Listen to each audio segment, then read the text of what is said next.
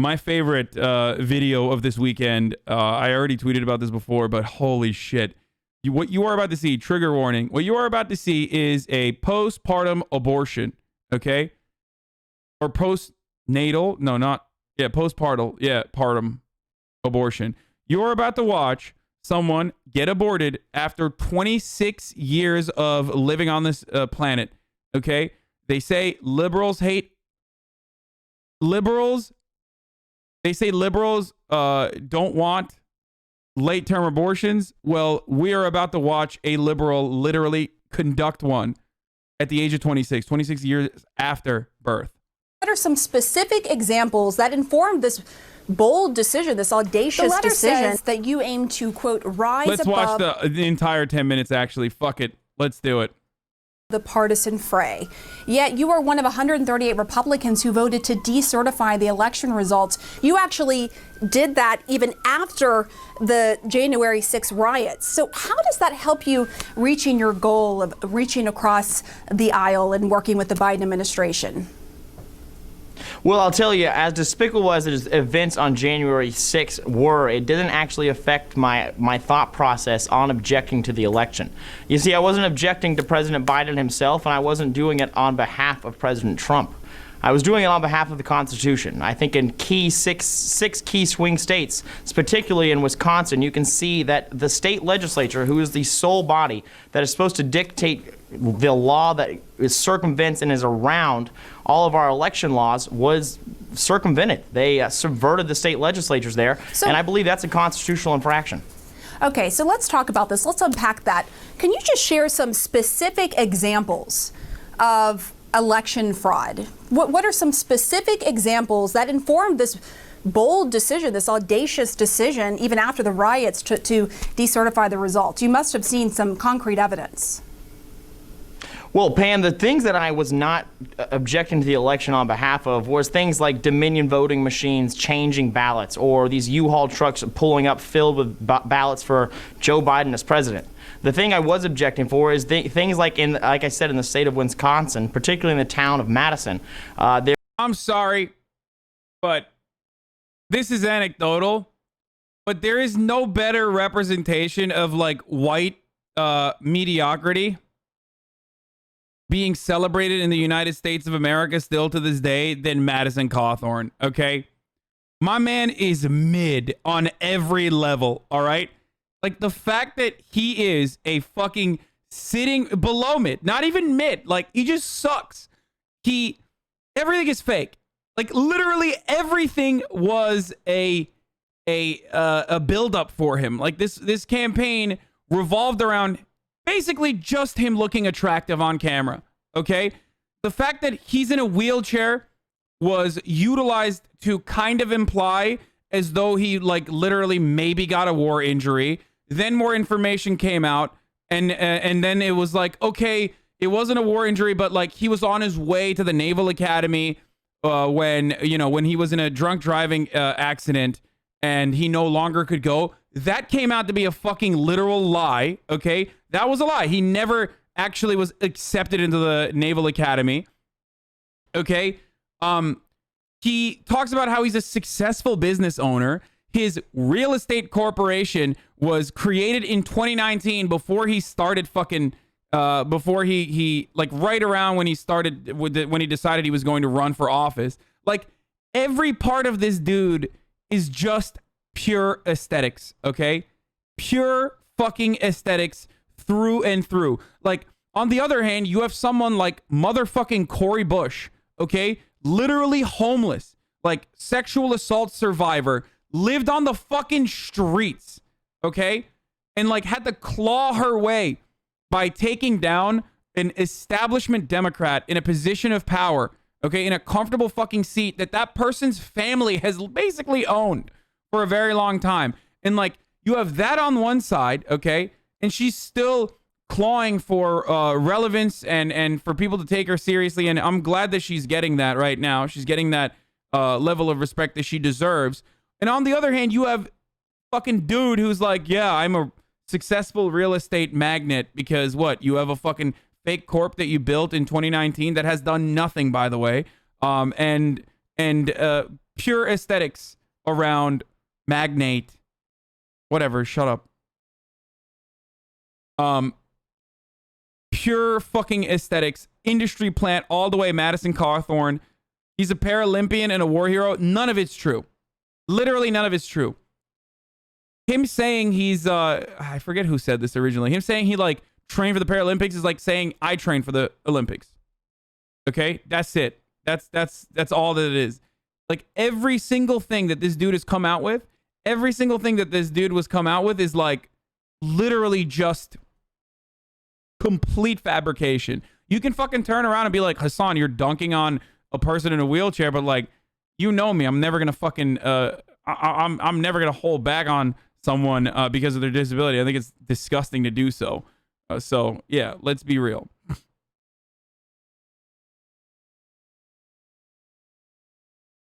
So his signature, yeah, even his fucking signature looks like a baby, okay? Looks like a fucking child who is trying to appear as an adult. So now that I've said all of that, yeah, you're not dunking on him because he's in a wheelchair, you're dunking on him because he's lying shit back. Exactly. He also called Hitler Führer, which was very weird, even though he was like, Hitler is a gross evil. After he said he called him Führer. Very weird to attend the Eagle's Nest to visit Hitler's summer home and in the Instagram post say, we are visiting the Führer's summer home.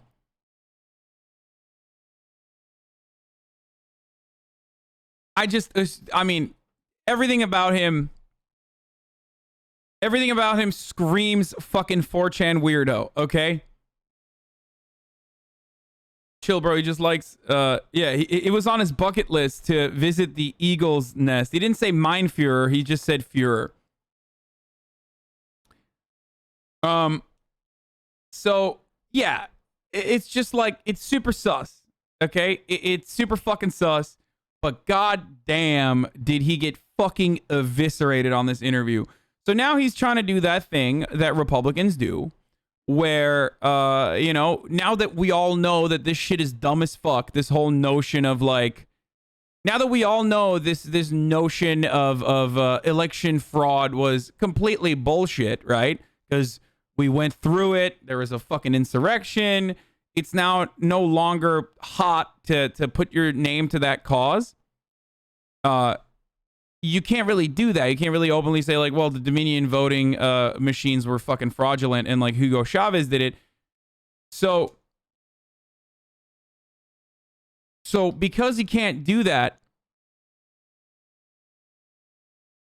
he's now saying like, oh, well, I didn't mean it like that. I meant like all of these other things. I meant like, I meant that the election was fraudulent in Wisconsin, and like, why aren't they talking about the Wisconsin one? Because, you know, Dominion is just suing the fuck out of everyone, right? Yes, I'm gonna run the ad right now before we get to the best part of this video. So I apologize. It's top of the hour every hour where there's a 60-second ad break. Folks, you already know what the deal is. If you no longer want to see the ads, you can subscribe. You can use an ad block. You can use a VPN and act like you're watching from fucking Turkey or some shit where they don't serve ads. Or you can subscribe with your Twitch Prime, which is free, and you will no longer see the ads. Here is the ad break right now, and I'm going to get started on the video as well. Okay. There was an appointed official in that town who actually went against the will. Okay, don't use the ad blocker, says Syrian.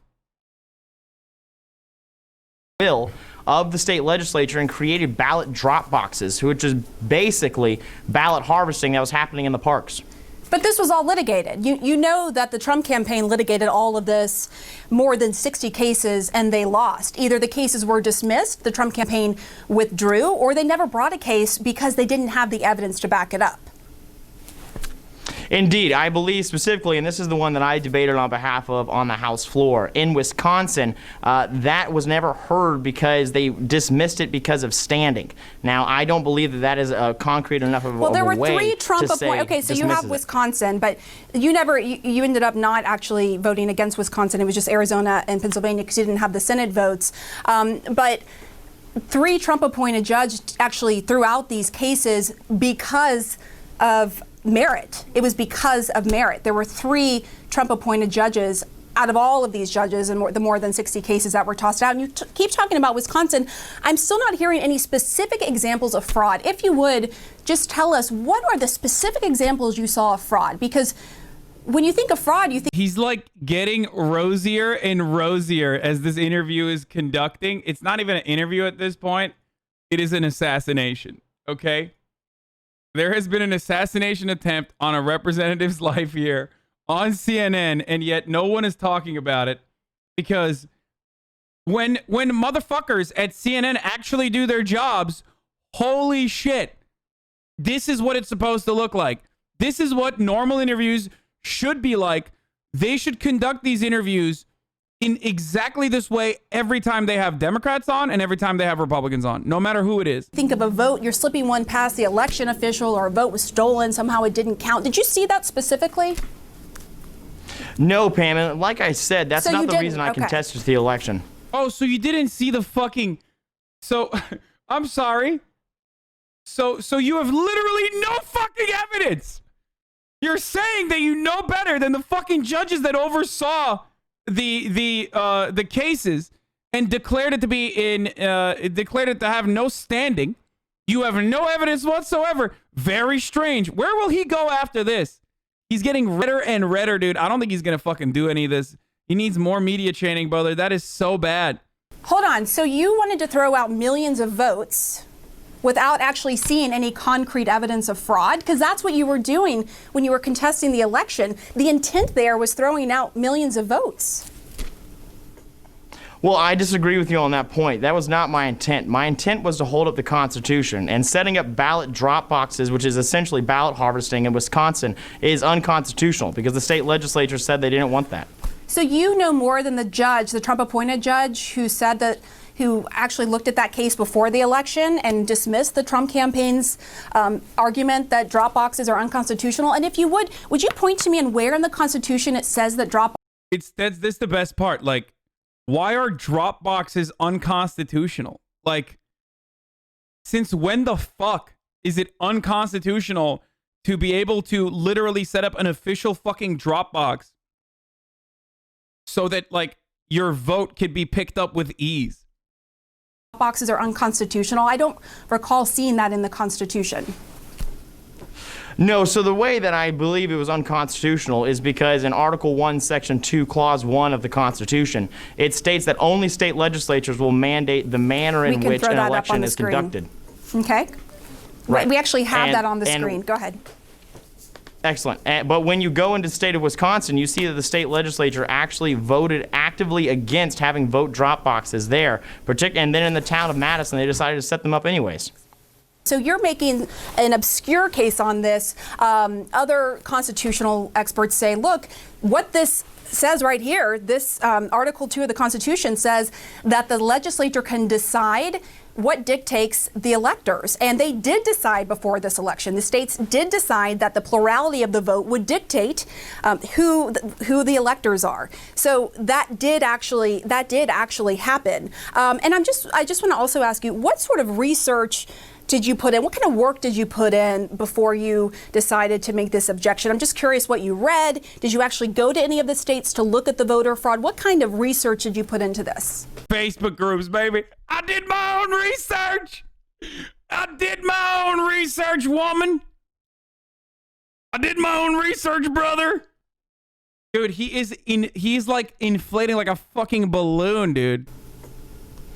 No, so we hired 3 constitutional lawyers who looked into this for our campaign, and then the findings that we had is that, as you said, I believe in reading the Constitution through the prism of original intent, and I believe the original intent of the framers of the Constitution was to make sure that the federal government can't exercise overreach and go into these states and dictate our laws of how to run elections. So do you think the intent, too, was to throw out millions of votes because of a suspicion, not even concrete evidence, because of evidence, I should say, just because of a suspicion? Do you think that that was what our founders intended? Yes. The originalist interpretation of the Constitution is no no Democratic vote, no libtard votes cast, okay, and only American patriots in the form of conservatives. That was the original. What the original framers wanted, and any type of action that you can take against, I don't know, millions of fucking Americans voting and participating in the democratic process, doing their civic duty. All of that is bullshit. What is important is making sure that narcissistic billionaire man baby is president because his fifis are hurt. That's what the Constitution says. So, that's what the originalist interpretation of the Constitution is. So sorry. Well, we do have concrete evidence that there were ballot drop boxes inside of Wisconsin. I don't have the white pages on me, but I would be happy to send that to you. Right, but I'm still curious because I'm still confused on the unconstitutionality of drop boxes. For the record, fuck the originalist interpretation. I've talked about this numerous times, but originalist interpretations of the Constitution is basically an intellectual patina on reactionary politics. Okay, that is the only fucking reason why people say originalist interpretation. It's fucking bullshit. You're just a racist, sometimes a fascist. You're a fucking piece of shit. You're a conservative. And you want to make it seem like you're intellectualizing your point of view by trying to interpret it that way. And it never, ever, ever fucking extends to like legitimate originalist interpretations, okay? There is no fucking originalist interpretation when it comes to abolishing labor unions, for example. And yet you see these originalist Supreme Court justices consistently take a very different approach when they're deciding to fucking, I don't know, yeet out any matter of unionization in this country. All of a sudden, there's no originalist interpretation there, but they seem to not give a fuck about that at all. Just like if you were to be honest, and if you were to look at the originalist interpretation, well, okay, then what? Black people are fucking worth 3/5 of white people? That only white landowning males can fucking participate in the American democratic process? That women, just like black people, are also fucking property? Like, what is that? Is that what we're doing? No, you don't fucking do that. You never do that because you understand that that's psychotic. But when it comes down to anything else, you're like, oh, well, that's the original interpretation. It's like, shut the fuck up. It's bullshit. Okay. Is because a Trump-appointed judge dismissed that argument before the election. But if you would just answer my question. So you said you had 3 constitutional lawyers. Oh, yeah. The originalist interpretation of the Second Amendment is, of course, super ironic because the only reason why we interpret the Second Amendment like as we do is a relatively new phenomena and advocated by those very same originalists who clearly did not interpret it in the way that it was meant to be interpreted at the time and totally fucking made it up as they go along. Okay? Totally made it up as they go along. No one before like 1990 ever thought about the Second Amendment in the way that we do now. Okay? What other work did you put in to actually looking at whether there was fraud in this past election? Because as you know, Congressman, and you knew coming on the show, look, you were spouting some really inflammatory claims after the election and before the January 6th riot, okay? You voted even after the riot to decertify results, millions of votes. So I'm just wondering, what kind of work did you put into making sure you were rock solid before making those claims and deciding to do that? Yes, ma'am. So mainly it was going through having these constitutional lawyers look into the state of Wisconsin, the people that were actually supposed to try the case, and then looking at their evidence, and we presented that to the American people. A significant portion of the American people agreed with it. I agreed with it myself, and I believe that it was a constitutional infraction, and so that's why I opposed the election. Now, you keep bringing up that I did it even after the January 6th insurrection, which again I think is despicable and I absolutely condemn. But the people who changed their vote because of that. I believe they were doing it because of political expedience, either if they were going to contest or if they weren't going to contest. The actions of January 6th do not change what happened in the November election, and I believe what happened in Wisconsin was unconstitutional. Okay, so you keep focusing on Wisconsin, but there were several battleground states that you contested to, that you talked about. There were several that President Trump had lost. So it's interesting you're focusing on Wisconsin, but would you apply the same issues you had with these battleground states to your own state of North Carolina? Because North Carolina also changed a lot of the rules, even after voters had started voting. Why didn't you Oh no! Oh have no! concerns about your own home state of North Carolina? Oh no! Well, you know what, Pam, I'm actually not aware of the laws that were changed inside of North Carolina. I believe we had a very safe and a very secure election here.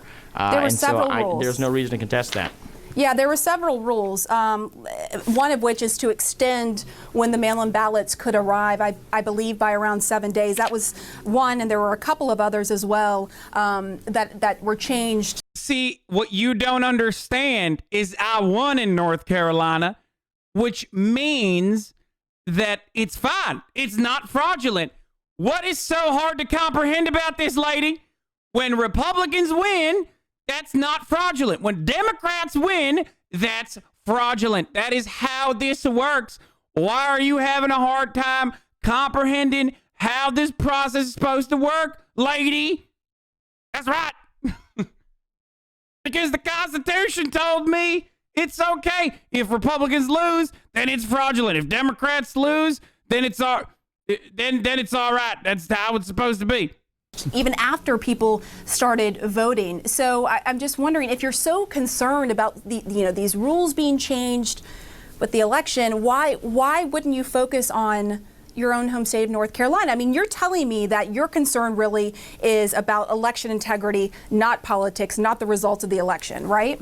See, an experienced debater would say, whataboutism, okay? Or, I don't know, that's like whataboutism, or an experienced debater, like a Ben Shabibo type, would have fucking rolled over her. Let's be real. She did a good enough job of preparing for the first line of questions. She had counters to the first line of questions, but he is not experienced at all. He hasn't learned from the school of fucking Karl Rove and Ben Shabibo and all these other like sick freaks on the Republican side who very clearly will like say something that's like maybe tangentially racist. So you hyper focus on that, and then the conversation turns to like whether she's being inappropriate for calling him a racist or not. You know what I mean? Like, there are many different avenues out of this that Republicans routinely fucking use, and he's not there. Like, he hasn't figured that shit out. He thinks that you can have this conversation on the merits. No, Republicans never have a conversation on the merits because they have no fucking standing, because what they're advocating for is literally not the reality. So if you are consistently fucking lying all the time, and the other side actually has fucking factual information to back up their claims, then what you're supposed to do is lie further, deflect, and then take them down into a rabbit hole with you. And Ben Shabibo does a really good job with this. Okay? And other congresspersons are relatively decent at it too. You're supposed to say some fucking psychotic shit and then, cast an accusation back at CNN and be like, why was there no coverage of the Hunter Biden laptops? Boom. Conversation all of a sudden completely irrelevant. Completely. Forget every single fucking thing that happened leading up to this moment. And Ted Cruz does this very well too, despite the fact that he is literally a fucking evangelical hobgoblin. He is very good at that. Why aren't we talking about Hunter Biden laptops? I came here to talk about the integrity of mainstream media. Totally fucking lie. You don't give a shit about mainstream media integrity. You're just fucking lying. And he's not doing that. That's precisely why he's getting clapped here. What's the counter trap for whataboutisms? Oh, you say, well, if someone says that's a whataboutism, like, why are you talking about my election here? I say, you're a fucking you're a seated representative. Wouldn't you want to know if your election was actually fucking legitimate or not? You're casting doubt on elections all around the country and not your own. It's not a whataboutism. It's absolutely something that is important to talk about, especially considering the fact that You are making this a point of conversation, but conveniently ignoring the fact that your own personal election was totally fine. Like, just don't accept your opponent's reframing and center the conversation back at the matter at hand.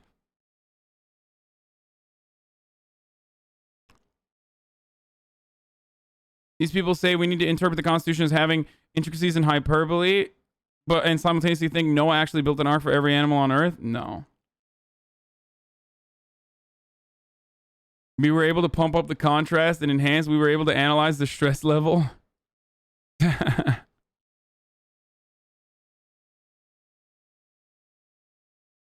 Anyway,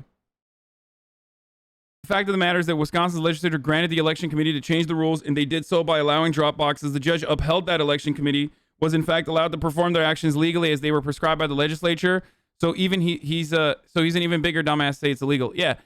And the irony, of course, there's two layers here. There's two levels here. One is, well, why the fuck didn't you cry about it before the election? And like, because it's too fucking late after the election. And again, why aren't you crying about it on your own fucking election? Oh, wait, because you fucking won that election.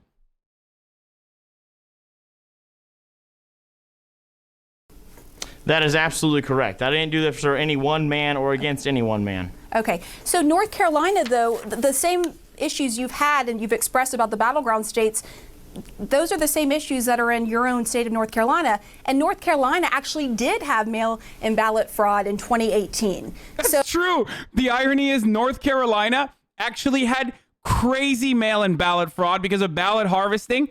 And someone, guess what party? Guess what fucking party did the fucking mail-in ballot fraud in North Carolina? Please.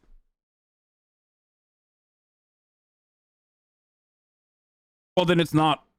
Then it's not. It's not actually a. Listen. My friend. Ballot harvesting conducted on behalf of the Republican Party is not real. Okay? It's not real. Listen.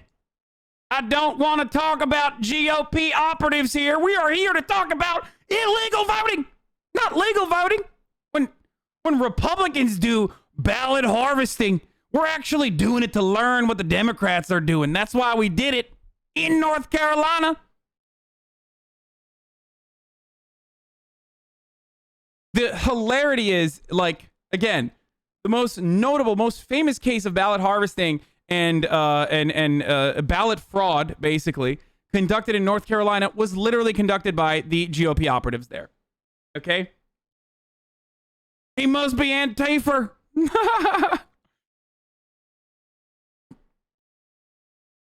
Legit question, 2019 from the 2018 midterms.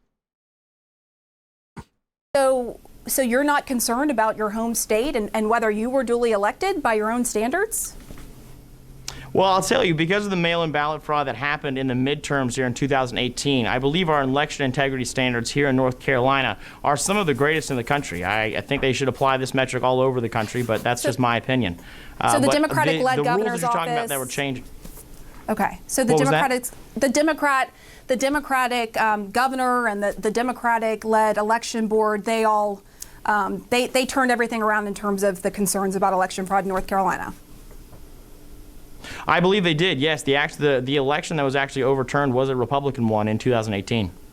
No, what I'm saying is, after that, there was a Democratic governor, a Democratic election board. You're saying they've turned things around, that things are safer in North Carolina now. So I'm just saying, so you're giving the Democrats credit then for making voting safer in your state, and so that's why you're not worried. Absolutely. I can't believe I'm over here shitting on literally the congressperson that is a mishmash of Ludwig and soda poppin', by the way.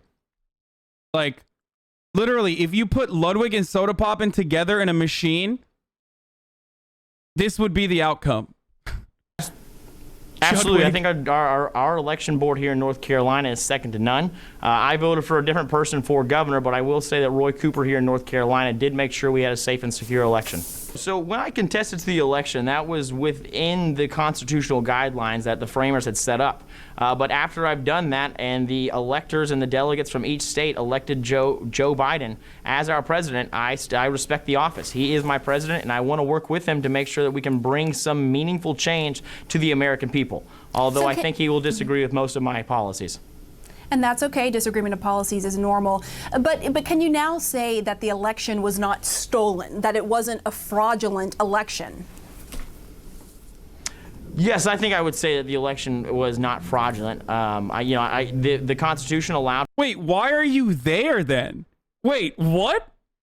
Why are you still? What the fuck, dude? Why did all this happen then? For us to be able to push back as much as we could, and I did that to the amount of the constitutional limits that I had at my disposal. So now I would say that Joseph R. Biden is our president. And you have no regrets? No, I do not have any regrets. That's so okay, dude. That was a very weird. That was a very, very weird back and forth that occurred there. But ultimately, I guess he concedes and he admits. I don't know what the fuck that was. The way you pause the video to tear this guy apart reminds me of how Adam Sandler would pause time and click and fart in people's faces. Haha. Haha.